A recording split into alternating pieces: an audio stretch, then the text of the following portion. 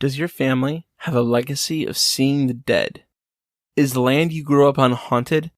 Could you handle ghost stories about your own kin? Today we test the believability of the familial spirits.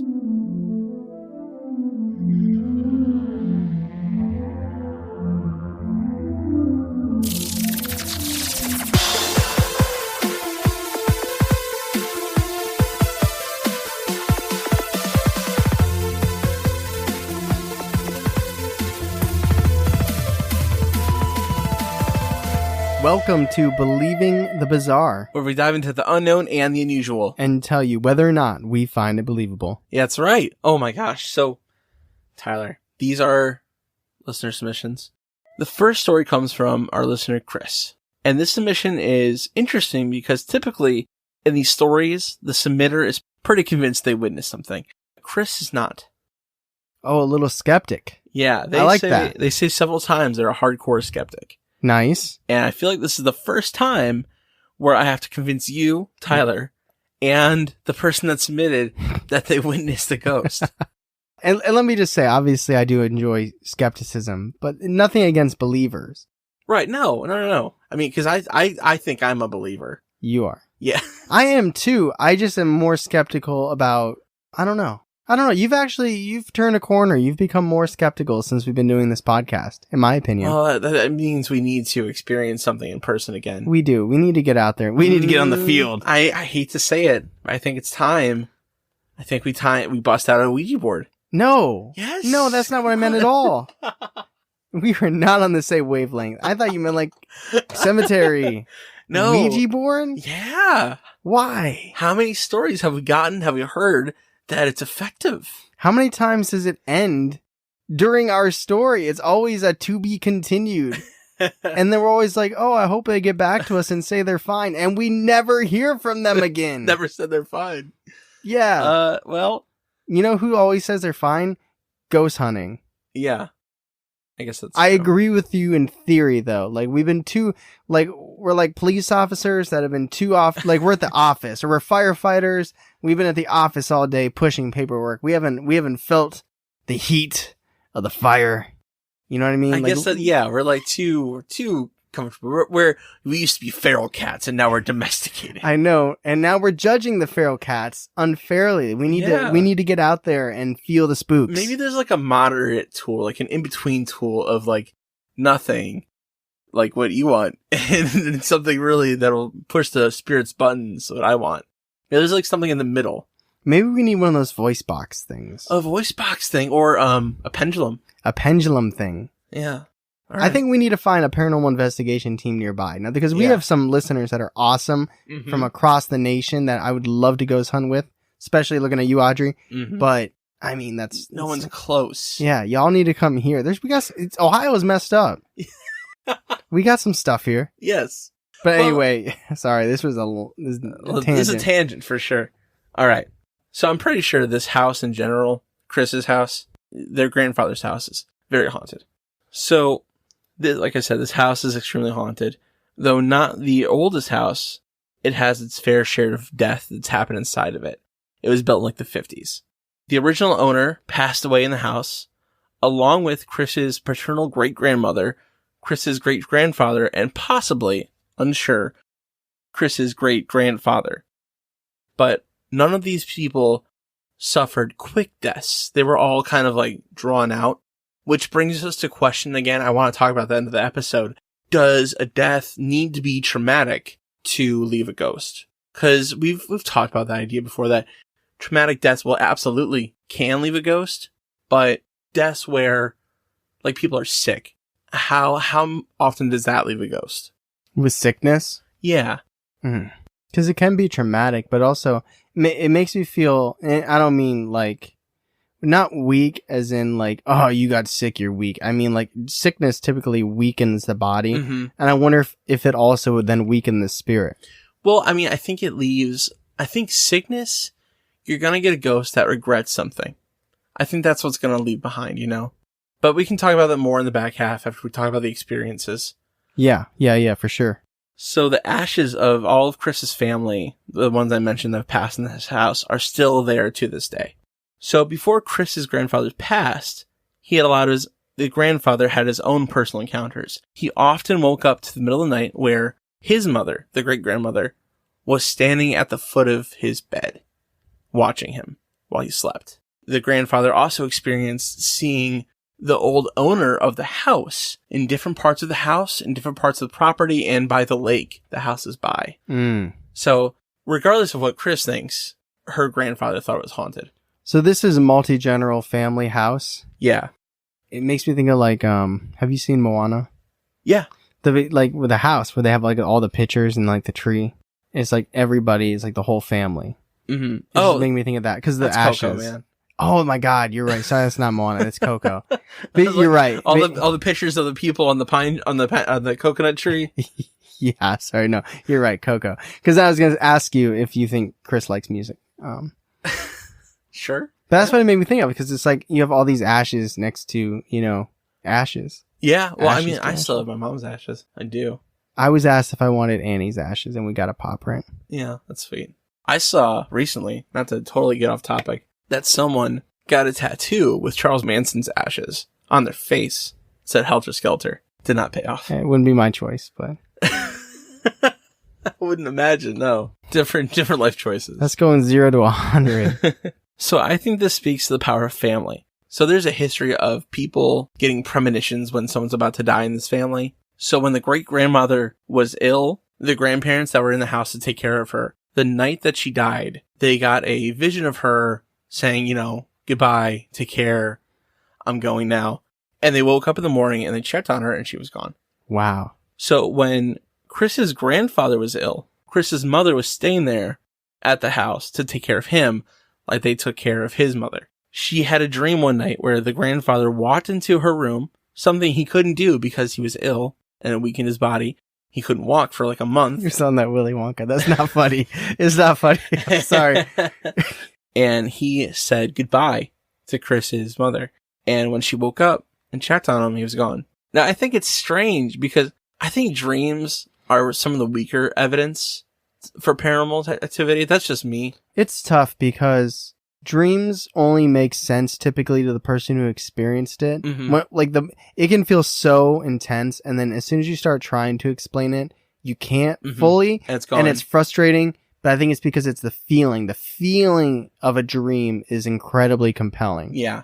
But then you say it out loud, and you're like, oh. Yeah, but for these, it's interesting that it's happened twice in a row in the same house. Which I wonder if that's like a family connection, or if that's just like a place where it is kind of connection. I don't know. What do you think? Do you think it's because they're family? Well, it seems like it would be more likely to be genetic than location based. Because what would that particular house?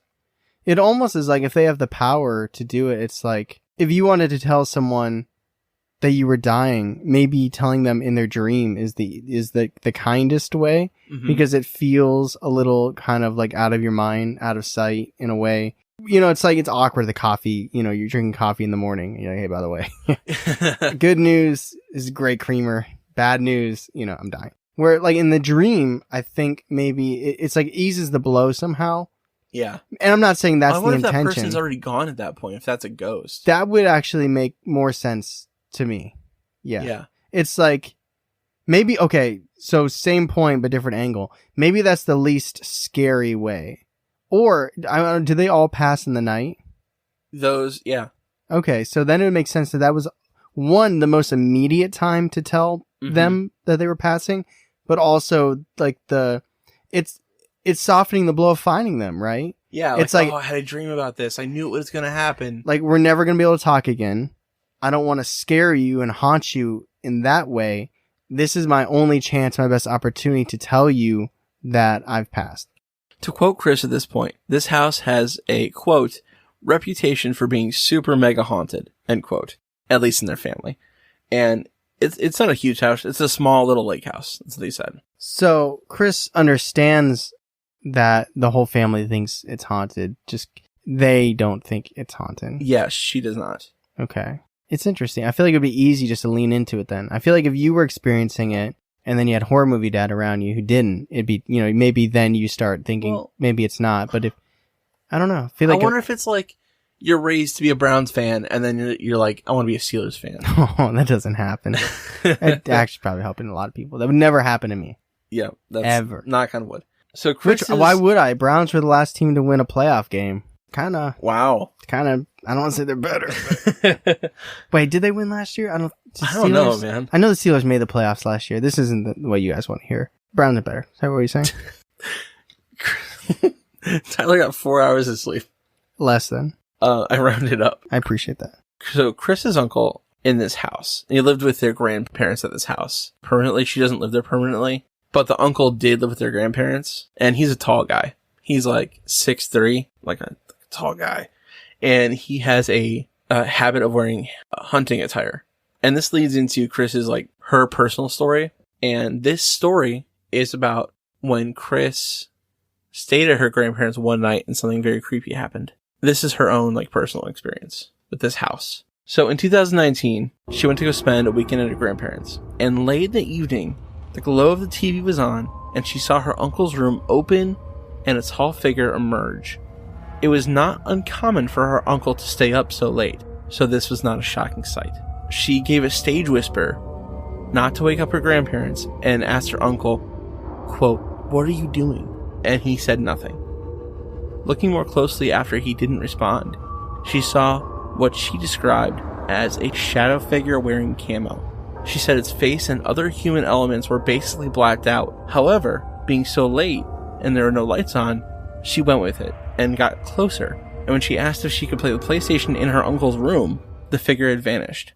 Now, she was really confused by this because she'd been looking at him the whole time, and when she got really close to him, he was just gone. Now, when Chris told her grandfather about this the next morning, he said it was probably the ghost of the man who owned the house before they did, the one her grandfather had seen several times before. End quote. I thought it was weird. I was playing co-op last night. The ghost is walking out, and he's like, "Wait, there's a PlayStation in there?" And he disappeared and went back. So, from this experience, Chris says they still are not sure about this experience. They don't know if it's like really a ghost they saw. They don't actually think it is. They think they might have just been tired. And the fact that they were kind of like hallucinating, it didn't move, it didn't acknowledge them. So she kind of thought she was just like hallucinating. Well, it's a good thing that she didn't go play games then if she was that tired.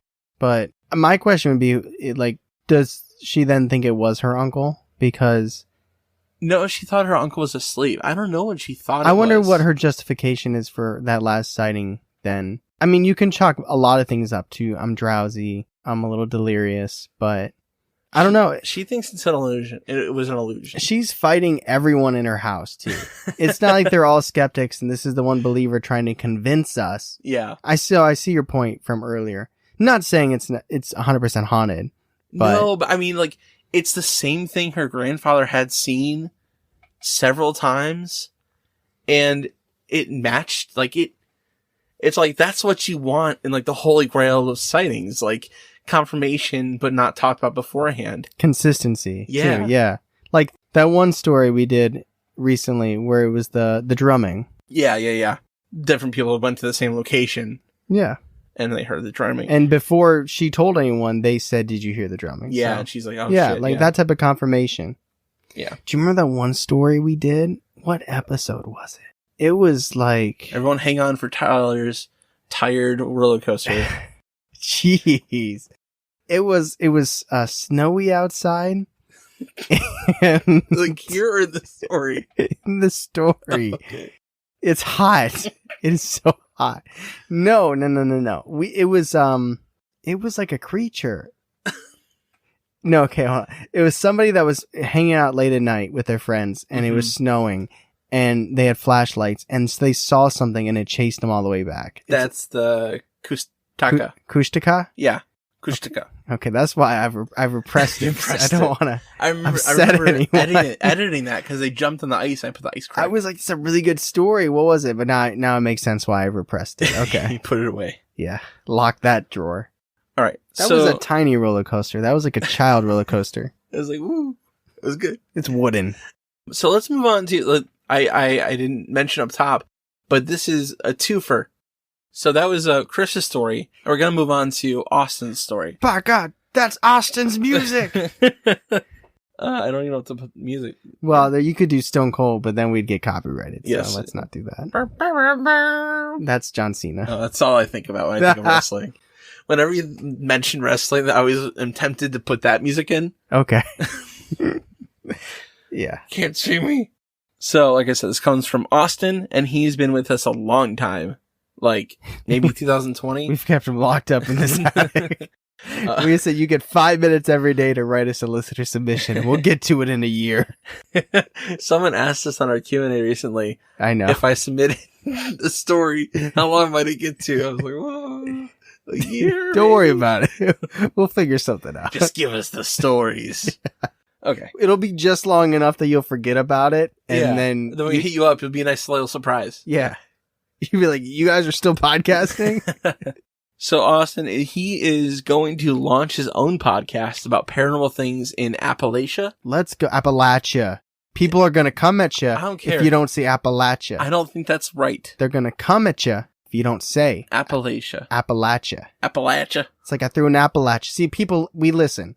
Just because we might not follow what you say, we might continue saying things incorrectly. Okay, fine. I'll say Appalachia. Appalachia. So he's going to have his own podcast about things in Appalachia. I wonder if that's how he says it. I don't know how he says it. He's from Kentucky, East Kentucky. I've been saying Appalachian Mountains my entire life. Yeah. As opposed to what? Appalachian Mountains? We're throwing in Appalachian Mountains. I just know that they're older than the Rocky Mountains because they're smaller. And when he finishes his podcast, I'm going to listen to it. Actually, I hope when he does start his podcast, I hope he lets us know so we can like advertise it. I think we got to go there, have an experience, and then submit it to his podcast. It's not that far. Yeah, let's do it. It's in Kentucky. Although we can't really force something paranormal to happen. Dude, if we go to his quote unquote his holler, I think we will. Let's go to Appalachian Mountains and let's bring a Ouija board, and then maybe we'll do it. Hey. All right. On a mountaintop. Oh, we should do a Ouija board at Bobby Mackey's. Oh, dude, no. Imagine we're on top of one of those mountains and we pull out a Ouija board, and as we're doing it, like 50 mountain goats all just come and circle us. Bro. I was gonna say, you see the fires from Gondor firing. So he talks to us all the time on Instagram. I don't know if you noticed. He messages us a lot on Instagram, and yeah. I talk to him mostly. I talked to him about a bunch of stuff. We talked about motorcycles once. It was fun. And he's also a patron. Yes. Dedicated here. And he's generally a really good guy. So he's from a small part of East Kentucky, and his family bought this small holler, which is, I think, is like a little part of land. I'm not super familiar with what a holler is. Have you heard the word before? I've heard of holler back, girl. A holler is like, I think it's like a valley. So it's low. I think so. Yes. And as far as what I understand, they own all the houses in this little holler area, and it's super haunted. And there are 3 figures that his family, like, has seen regularly. There is a white figure, a brown figure, and a black figure. It's the whole spectrum. Austin's Aunt Mary Jane has even named these commonly seen figures. The white one she named Snowball. The brown one she named Cinnamon, and the black one, I don't feel right saying it. It's like, she named it Blackie. But that's what he said it is. I don't know. It sounds like they found 3 stray puppies, and it was like, quick, you have 3 seconds to name it. Yeah, well, I think that's just the Kentucky way. I'm gonna put money that they didn't sleep on it, is all I'm saying. I don't think she did. And I'm assuming they went in that order, because you can see the well going dry as Snowball. they got... Cinnamon. Blackie? Yeah. Shadow? Whatever. Other figures they've seen, they've also heard voices and orbs in the holler too, and all throughout the property. And to me, it seems like this is a place where we've talked about places where the veil is thin. Yeah. It seems like this place is one of those places. Maybe because it's so low. I don't know if that has anything to do with anything. You just said something, and it was unintentional, but it made me think about something. Okay. You said that they saw... Can you say that line again? Other figures, voices, and orbs throughout the property? Go ahead. Heard. Heard voices. Okay. It sounded like you said that they heard other people's voices and orbs. Uh-huh. Do orbs... Obviously, it's a visual, stimuli. But has anybody ever reported an orb having a sound? I don't think so. I think that's a Visual? I think it's a visual thing. But what if they do? What if dogs and cats? What if it is like a terrifying horror movie soundtrack sound? And it's like when you're sitting down and you look over and your cat's just staring with their head tilted at the ceiling. There's an orb there and it's making a terrifying, creepy sound, but it just doesn't hit our... Like it's too high or too low. Yeah. It's like that mosquito sound pitch when you were in school. But we're now the ones that wouldn't hear it. Oh, I still hear it. You hear it? Do kids do that in your class? They do. And they think you're not going to hear it. Uh-huh. You're like, I'm a musician, I say kid. turn that shit off right now. Like, I do editing and mixing in my free time. I hear that. Now, Austin's family has had several encounters with these three entities in the holler. So, this first story he wrote us was about the time his uncle stayed a little too late at his grandparents' house, and they were having a good time, and he decided it was time to walk home, and it was nighttime, so he left just a couple houses up the street, and he leaves, and a couple minutes later, he comes running back and pounding on the door, screaming to let him in, and they let him in, and they ask him what's wrong, and he said he saw a giant 7-foot-tall white creature on the road staring at him cockeyed. And he asked for his father, Austin's grandfather, to give him a ride back to his house. And since then, this uncle has never really left his house after dark again. Wow, that's how you know it really affected him. Like when you start changing your behavior. Yeah, you don't leave at night again. So next to his uncle, Mary Jane has had the most experiences with the figures. And according to Austin, she described them like so. Snowball, the white one, the giant white one, is more of a watcher than anything. He's just kind of a gentle giant, just staring. Cinnamon is a very welcoming presence. He has a good feeling, a good vibe, and he's playful. He likes to throw, like, gravel, and then he said that his aunt says, "Hello, Cinnamon, how you doing there?" And then she just moves on with the rest of her day, which is very sweet. Your aunt's from Kentucky, right? She's from Ohio. She moved down to Kentucky, and she lives in Kentucky. Does she sound like that now? Basically, yeah. It's just an impression of my aunt. But they said Blackie is not. He's got a very unwelcoming presence. He's kind of a starer too, and he's menacing. He's a what or two? A starer. He stares at people, and he's got some bad energy. And they also say that he has a musty smell when he's around, which is very interesting. So Austin has his own experience of seeing Snowball. Like his first experience, he was at his grandparents' house and he was on the couch and he was playing a game. And he looked out their giant bay window.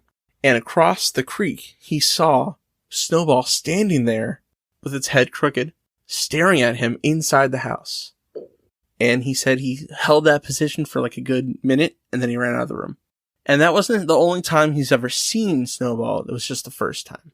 So this is like a big humanoid white entity? Yeah.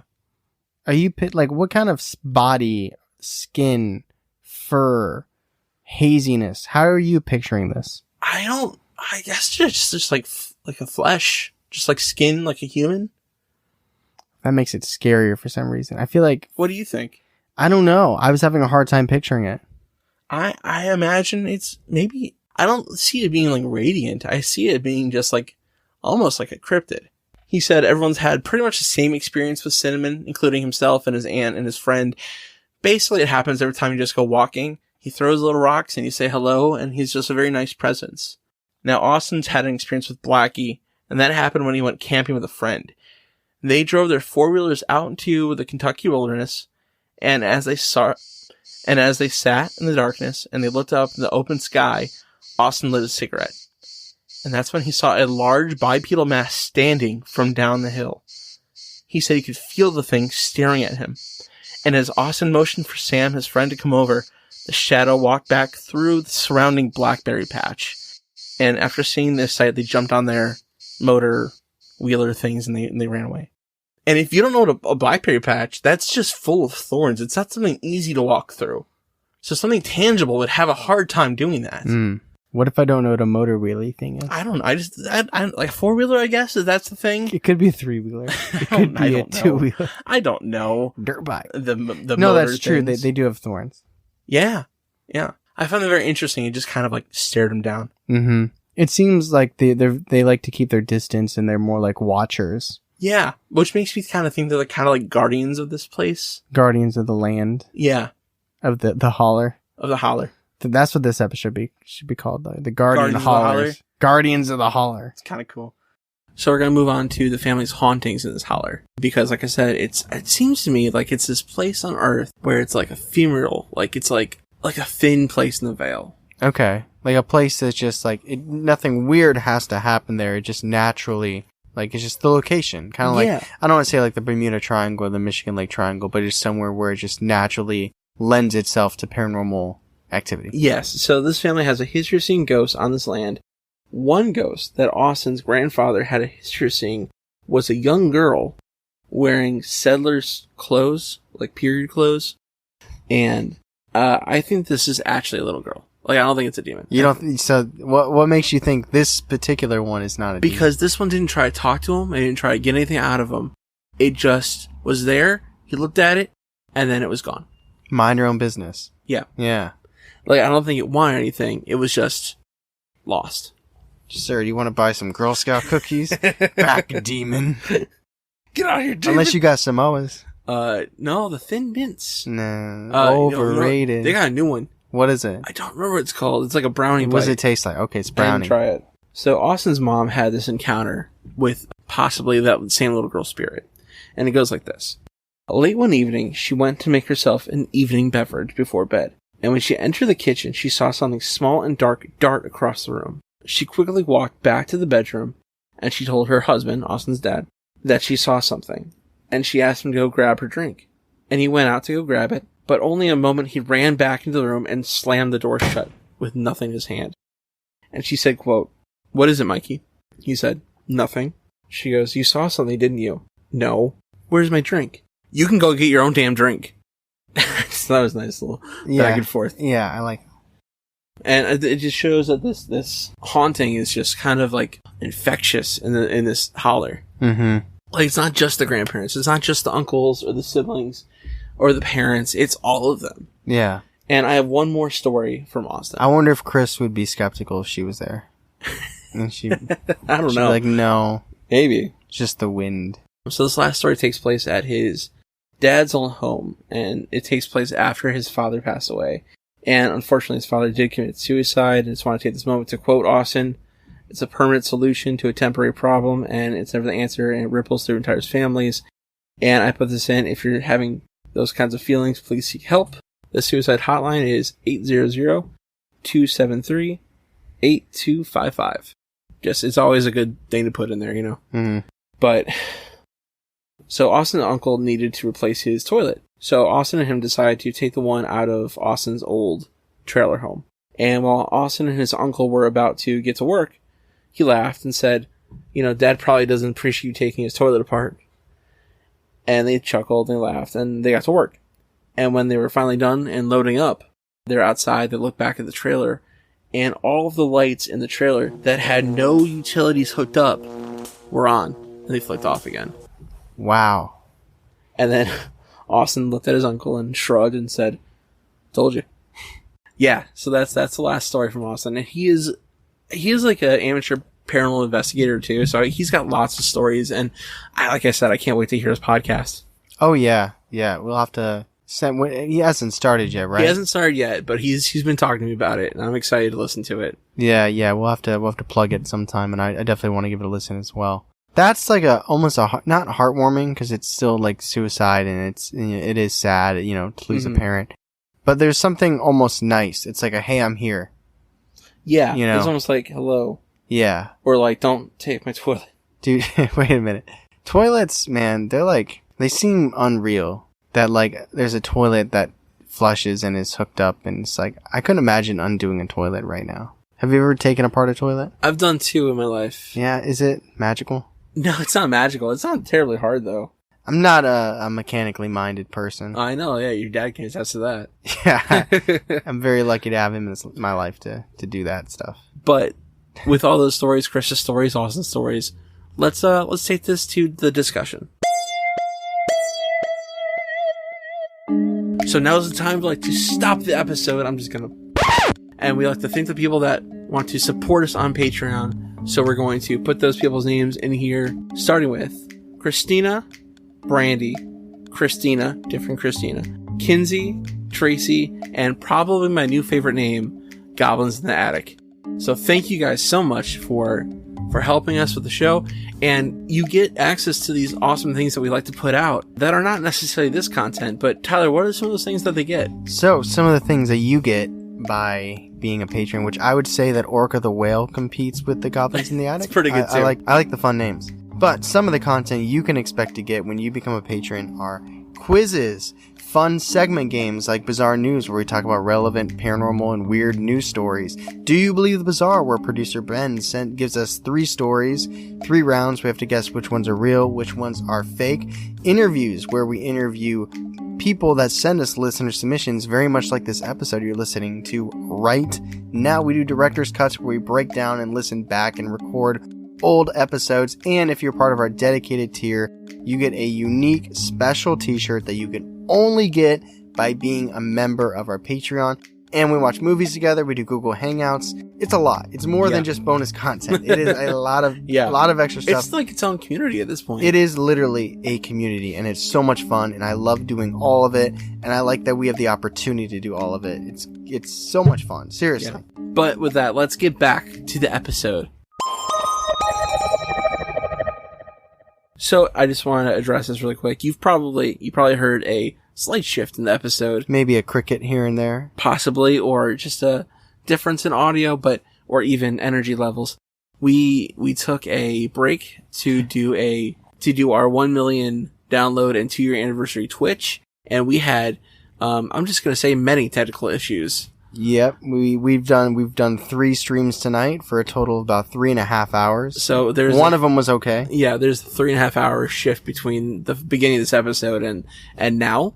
It came out fantastic. It ended up being really fun. It was a lot of fun, and just on that thought, I do want to say that going forward, we are going to try to do 8 p.m. Twitches on Tuesdays, so 8 p.m. Eastern Time. Charlie and I are going to be on Twitch, and it's going to be an extended discussion of that Tuesday's episode. Yeah, so you're hearing this episode right now. We're going to talk about later on Twitch tonight. Yeah, so literally, if you listen to this day of, as it drops, before 8 p.m. Eastern Time, you can follow us on Twitch, jump on, and we're going to have an extended discussion, talk about ideas, see what we all think.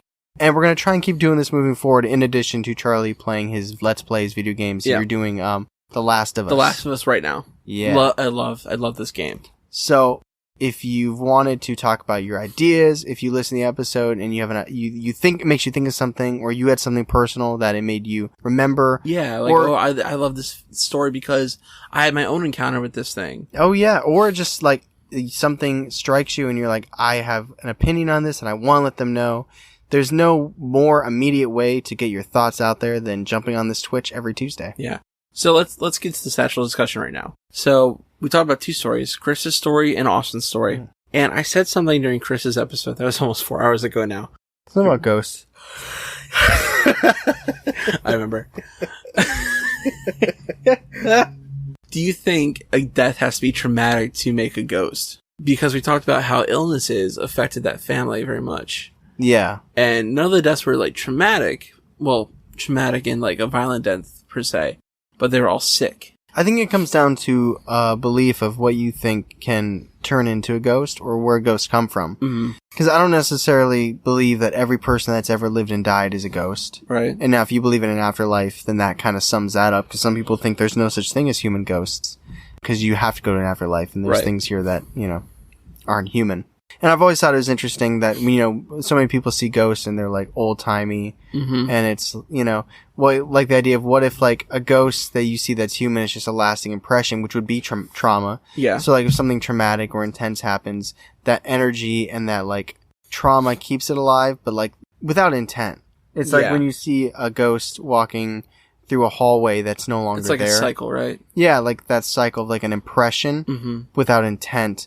And like the idea that if something paranormal is happening in the ghost spiritual side of things and it seems to have intent and acknowledges you and wants to do something with you, maybe it's not human. This is just something I've been thinking about, and it kind of pertains to what you're asking me. I don't know if it has to be trauma, because then it's like, what's the limit?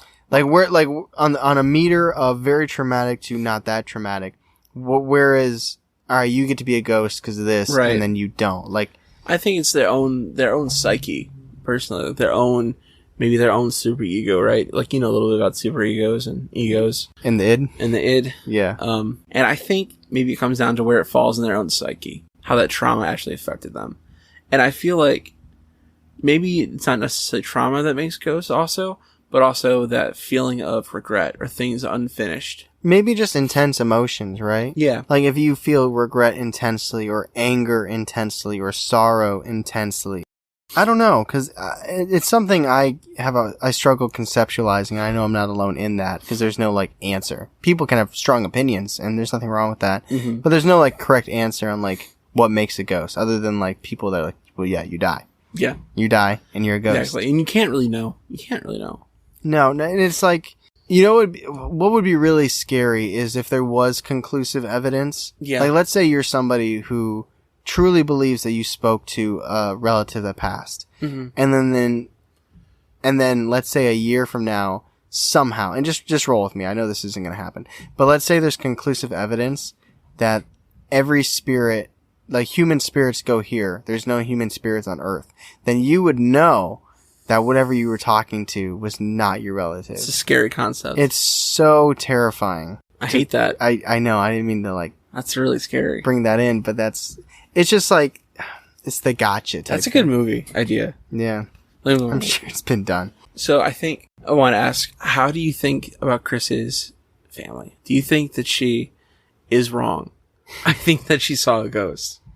I hate to break it to her. I think she saw a ghost. I wonder if there's like I can't remember because it was 4 hours ago. Do you remember how old Chris is or was at that time? She did not say. I wonder if there's a little bit of an urge to be contrarian. Like that angsty. Yeah. Like almost because normally we see it from the other side where like the family doesn't believe in ghosts and then the narrator believes in ghosts. Yeah. And feels like an outcast. But this is like one of the few times I've ever heard a story where somebody, like the whole family believes and they don't. And it's like, it's almost like. I see that though. I see that urge, like. To go against the grain. Mm-hmm. I'm not saying, but I also, that said, I also appreciate the mindset to be skeptical, because I think it's easy to just not really think about it and say, oh, it's true, or on the opposite side, it's not true. I appreciate the skepticism. It's just question everything. To me, it's just interesting because I feel like when you grow up a certain way and the things that you're around typically shape you, and I feel like if you're around people who are very easily to believe in ghosts and truly think your house is haunted, I feel like it would be easy to just, especially when you have an experience. Like, if you have an experience, well, why fight it, I guess? But I guess, yeah.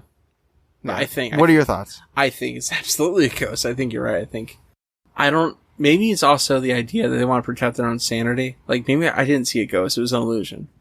That's true. That's a good point. I told you before, I said on the podcast, I don't know how I would be different if I saw a ghost, like a straight ghost. A ghost to the point, like you had your experience where like the doors rattled. Yeah. But you can still be like, well, maybe. Mm-hmm. But like if you literally saw somebody walk through like that wall, you're like, well, damn. I'm not me anymore. The crazy thing about that is like, and now people have this experience, like, there's some people that live in this world, and some of them are probably listening to this podcast, that they can't not believe in the paranormal. Like, you and I have had experiences, but there's still a gray area. Right.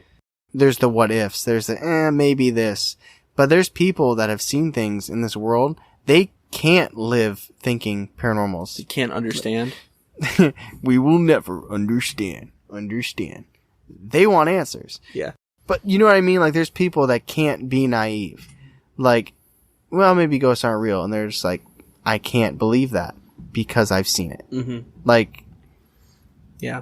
And that's kind of what brings me to Austin's story, is like, he lives in that world where it is real. He almost cannot deny I wonder if that's frustrating, because there's so much population. There's so much of the population that doesn't believe in ghosts. Could you imagine if you lived his life verbatim and there was the 3 entities and all these other ghosts in the holler, and somebody came up to you and was like, yeah, ghosts aren't real? Yeah, just like, that's like they are. Like, that's to me, that's like saying like evolution's not real. Like it is. It's proven. I've seen it. You can see the traces, but they're like, no, not real. That to me though, because that's how I feel. No, absolutely. So yeah, I think you must be frustrated. It's just interesting because normally it's both of these stories have flipped a narrative in some way or another. So I mean, I rate them both believable. Although, what is Chris's believable? Chris is wrong. It is believable. Okay, so if we're agreeing, so Chris is unbelievable and we're believable on their own story. I think they're at least skeptical on their own story. Yeah. Which, if you're listening, it's true. Just accept it. You have ghosts. I think Austin's is more believable. Yeah. Because I appreciate Chris's skepticism. Based on what I hear, it sounds like ghost activity. But I do appreciate the skepticism, but I can believable as well.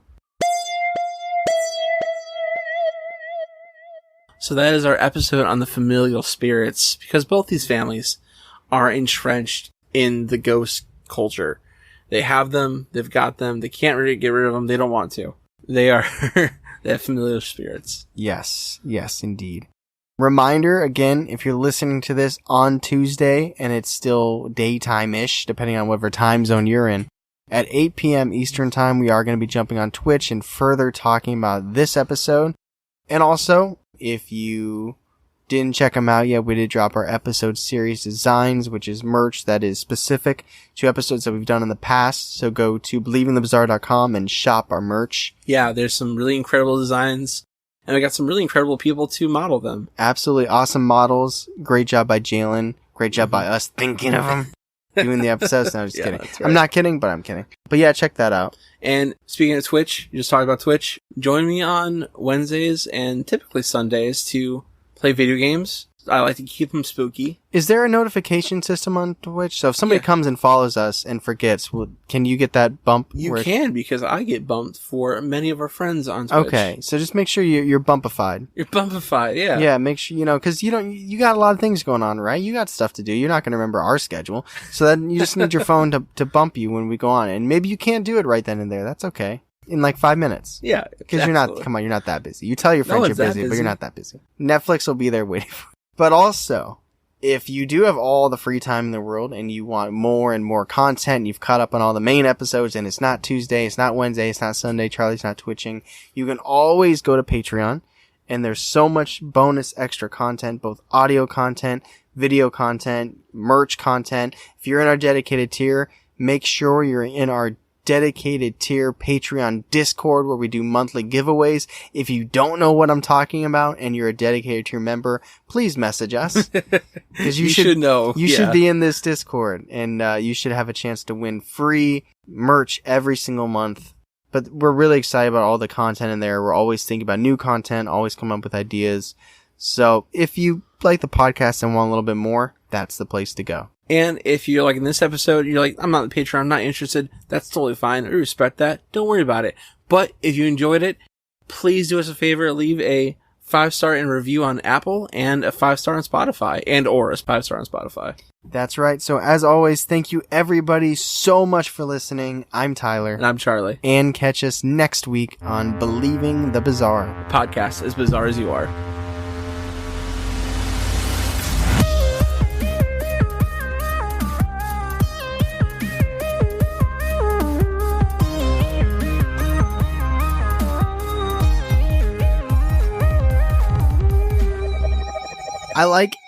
I love the little details you get in a story that can let you know something about a character that they don't tell you, but you just you can tell the person that uses the phrase, I gave them a stage whisper. I feel like I know Chris better now because of that. That's bad. What? I wrote that in.